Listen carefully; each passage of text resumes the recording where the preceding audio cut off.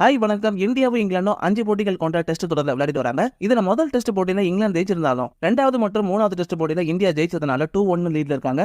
இப்ப இந்த நிலையில இந்த இரு அணிகளுக்கு இடையிலான 4வது டெஸ்ட் போட்டி வர பிப்ரவரி 23ஆம் தேதி நடக்க போகுது. இப்ப இது குறித்து பேசின இங்கிலாந்து அணியோட பிளேயரான ஓலி போப் என்ன சொல்லிருக்காருன்னா, இந்த மேட்ச்ல ஃபர்ஸ்ட் பால்ல இருந்து ஸ்பின் ஆனாலும் பிச்சை கணக்குல இருந்து வெளியே எடுத்துடலாம். பொதுவா இந்தியால பெரும்பாலான பிச்சுகள் பிளாட்டா துவங்கி அதுக்கப்புறமா மோசமடையும். அது மாதிரியான மைதானங்கள்ல ஃபர்ஸ்ட் பேட்டிங் செய்யறது தான் சாதகத்தை கொடுக்கும். இந்த 4வது டெஸ்ட் போட்டியில பும்ரா விளையாடுறது இந்தியாவுக்கு பின்னடைவா இருக்கும். ஆனா அதுக்காக நாங்க விளையாடுற வழியை மாத்திக்க போறது இல்ல.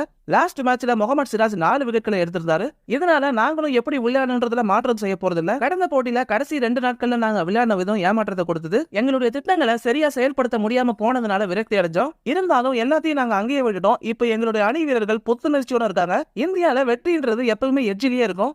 ராஞ்சி பிச் சுவாரஸ்யமா இருக்க போகுது. அதுல இந்தியா அக்சர் பட்டேல உள்ள கொண்டு வர வாய்ப்பு இருக்கு. குறிப்பா அவங்க பிச்சில தண்ணி அடிச்சாங்க. அதனால அந்த டீம்ல நாங்க எக்ஸ்ட்ரா ஸ்பின்னர் எதிர்பார்க்கிறோம். சோ இந்தியா போலிங்ல எந்த பிளானோட வந்தாலும் எங்களோட அப்ரோச்சை நாங்க மாத்திக்காம பேஸ்பால் முறைப்படி அதிரடியா விளையாடுவோம்னு ஓலி போப் தெரிவிச்சிருந்தாரு.